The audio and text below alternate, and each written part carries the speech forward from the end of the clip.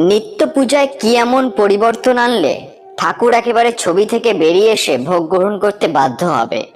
এমনটা কি আদৌ সম্ভব? নিত্য পূজায় কি করলে ফটোর মধ্যে থেকে ভগবান আমাদের কথা শুনতে পাবে এবং কোনো না কোনো সংকেতের মাধ্যমে আমাদেরকে সবকিছু বুঝিয়ে দেবে? অর্থাৎ কি করলে ফটো থেকেই আমরা নির্দেশ পেতে পারি? মা সারদা দেবী এই বিষয়ে বলেন যে কি করে পূজা করলে ভগবান ফটো থেকে বেরিয়ে এসে খাবেন এবং কথা বলে পথ দেখিয়ে দেবেন। কারণ আমাদের প্রত্যেকের বাড়িতেই নিত্য পূজা হয় এবং নিত্য পূজার সময় আমরা বিভিন্ন রীতিনীতি পালন করি, কিন্তু অনেক রীতিনীতি পালন করার পরও এমনটা দেখা যায় যে আমাদের হয়তো সমস্যা যেগুলো রয়েছে সেগুলো ভগবান সমাধান করছেন না, বা কিছুতেই ভগবান বোঝাচ্ছেন না যে আমাদের পরবর্তী পদক্ষেপ কি নেওয়া উচিত।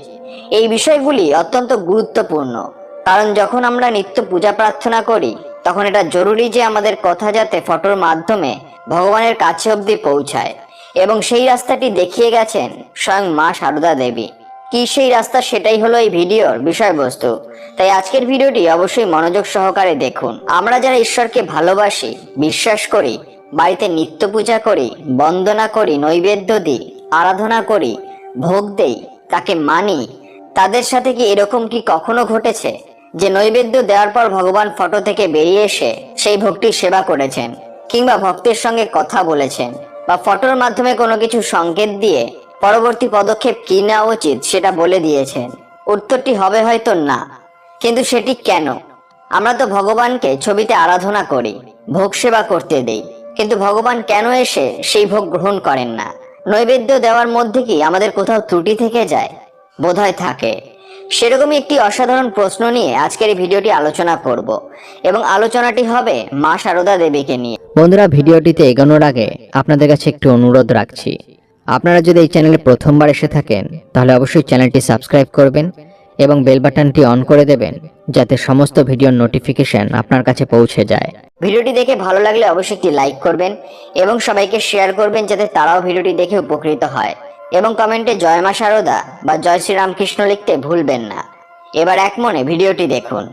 এক ভক্ত মা সারদার কাছে গিয়ে উপস্থিত হয়ে মাকে গিয়ে বলছেন, আচ্ছা মা, ভগবানকে পূজা কিভাবে করব? কিভাবে পূজা করলে ভগবান যা সেবা দেব তিনি তাই সেবা করবেন? প্রশ্নটি শুনে মা সারদা দেবীর খুব ভালো লাগলো। মা এরপর সেই ভক্তকে বললেন, শোনো, একটা কথা বলি। মা সারদা দেবী এরপর ঠাকুরের কথা, অর্থাৎ শ্রী রামকৃষ্ণ পরমহংস দেবের কথা বলছেন, এবং এটি যে কোনো দেবদেবীর ক্ষেত্রেই সত্য। মা সারদা দেবী বলছেন, ঠাকুরের গা মুছিয়ে তার চরণে ফুল, তুলসী, চন্দন দেবে, এটি হলো প্রথম কাজ। এরপর মা বলছেন, যা খাবার তুমি করেছো সেটি ঠাকুরকে নিবেদন করবে। অর্থাৎ এখানে একটু বোঝার জায়গা আছে। যা খাবার করেছো বলতে ঠাকুরের উদ্দেশ্যে শুধু ফল, মূল, নকুলদানা, সন্দেশের কথা কিন্তু মা বলছেন না। রন্ধনাদি করে তুমি যা খাবার করেছো, মা সারদা দেবী তারই কথা বলেছেন। এই খাবারটি ভগবানের কাছে ঠাকুর খাও বলে ধরে দেবে, এই কথাটি কিন্তু বলতে হবে। অনেকেই আমরা নৈবেদ্য ধরে দেই, কিন্তু কোনো ভগবানের উদ্দেশ্যে বলি না যে ঠাকুর তুমি সেবা করো। তাই মা সারদা শেখাচ্ছেন, তিনি বলছেন ঠাকুর খাও বলে ধরে দেবে, তারপর তুমি তোমার ইষ্টমন্ত্র জপ করবে। মা এরপর আরো বলছেন, দেখো, ঠাকুরকে নিজের ভেবে বলবে, এসো, বসো, নাও, খাও। মা কি সুন্দরভাবে শেখাচ্ছেন। আমরা তো সত্যি এইভাবে ঠাকুরকে বলি না। আমরা ঠাকুরকে ফুল ছুঁড়ে দেই, নৈবেদ্য দেই, কিন্তু মা যেভাবে শেখাচ্ছেন এইভাবে কি আমরা কোনোদিনও বলেছি? মা বলছেন, দেখো, ঠাকুরকে নিজের মনে করে বলবে, এসো, বসো, নাও, খাও, আর মনে মনে ভাববে তিনি এসেছেন, বসেছেন, খাচ্ছেন। নিজের লোকের কাছে কি আর মন্ত্রতন্ত্র লাগে? মা সারদা দেবী আরো বলেছেন, ওই রকম আদর যত্ন কুটুম এলে করতে হয়, কিন্তু নিজের লোকের কাছে ওইসব লাগে না। তুমি যেভাবে তাকে সেবা করবে তিনি তেমন ভাবে সেই সেবা নেবেন।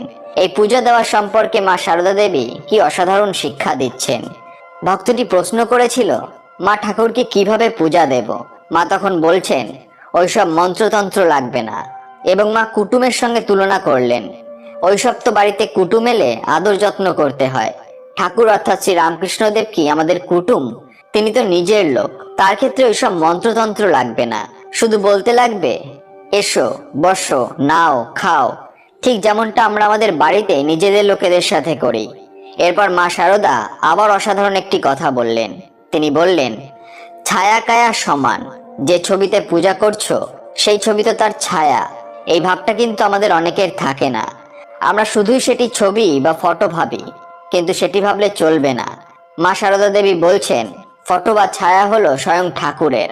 অর্থাৎ আমাদের ভাবতে হবে ঠাকুর শুধু ছবি নন, ফটো নন, ছায়া নন, তিনি জ্যান্ত মানুষ এবং জীবন্ত রক্ত মাংসের শরীর দিয়ে তৈরি। আমাদের মতো তিনি জীবন্ত। মা বললেন, দেখবে ডাকতে ডাকতে ছবির মধ্যে তার আবির্ভাব হয়ে গেছে, আর ওই স্থানটিও একটি পীঠ হয়ে উঠবে।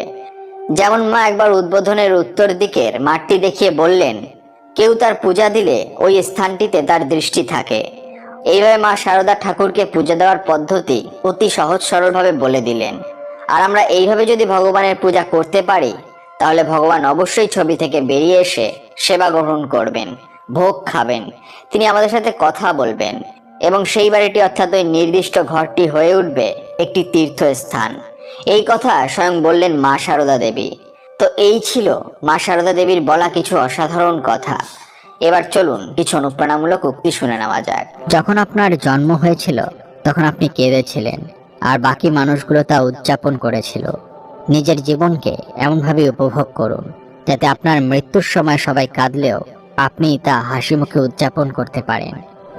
ছোট মন আর ভাঙা মন নিয়ে কখনো বড় কাজ করা যায় না। জীবনে টাকাই সবকিছু নয়, কিন্তু সবকিছুতে টাকার দরকার। জীবন যখন ডুবতে শুরু করে, সময় তখন ঠিক সাঁতার কাটা শিখিয়ে দেয়। ভালোবাসা এমন একটা জায়গা যেখানে যাওয়া খুব সহজ, কিন্তু ফিরে আসাটা খুব কঠিন। যতটা সহজে কাউকে ভালোবাসা যায়, অতটা সহজে কাউকে পাওয়া যায় না। যতটা সহজে মানুষকে ছেড়ে দেওয়া যায়, ততটা সহজে মানুষকে ফিরিয়ে আনা যায় না। আজকে যাকে আপন ভেবে তুমি মন খারাপের সব কথা বলবে, একদিন সেই তোমার মন খারাপের কারণ হবে। তাই কাউকে মনের কথা বলো না।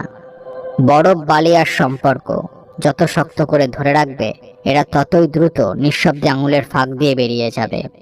কথা বলার আগে ভেবে বলো, কারণ তোমার বলা কথা কারোর খুশি নষ্ট করে দিতে পারে। কারোর সম্পর্কে কিছু বলার আগে সত্যটা জানার চেষ্টা করো, কারণ অনুমান করে বলা কথা সবসময় সত্য নাও হতে পারে। বুদ্ধিমানেরা কোনো কিছু করার আগে প্রথমে অন্তর দিয়ে অনুভব করে, তারপরে সে সম্বন্ধে মন্তব্য করে। আর নির্বোধেরা প্রথমেই মন্তব্য করে বসে, তারপর চিন্তা করে। ভাঙা বিশ্বাস আর ফেলে আসার সময় কোনোদিন ফিরে আসে না।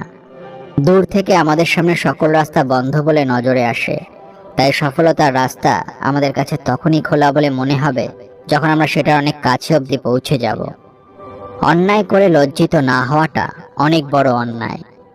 নিজের জীবনের মূল্যবান সিদ্ধান্ত নিজেই নিতে শিখুন, তা না হলে আপনার জীবনে সেই সিদ্ধান্ত অন্য কেউ নিতে সামান্য সময় নষ্ট করবে না।